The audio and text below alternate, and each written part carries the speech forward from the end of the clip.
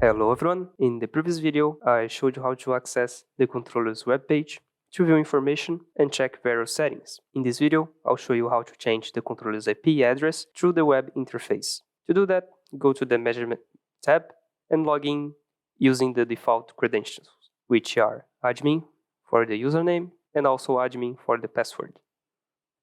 After logging in, go to the Network section. Here you can configure the Ethernet ports of the controller. There are two available options, defined by application and defined by web page. When defined by application is selected, the network configuration is controlled by the settings configured in Master Tool, and when defined by web page is selected, the network settings become editable directly from the web interface.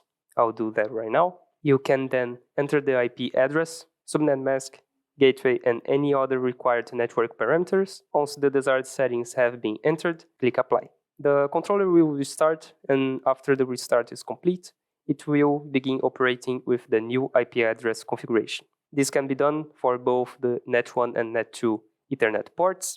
If you want to configure Net2, make sure the port is enabled first. Once it is enabled, you can then edit its network settings in the same way and assign the desired IP address. This provides a quick and convenient way to change the controller's network configuration directly through the web page without needing to modify or download a project from Master Tool. That's it for this video, and I see you on the next one.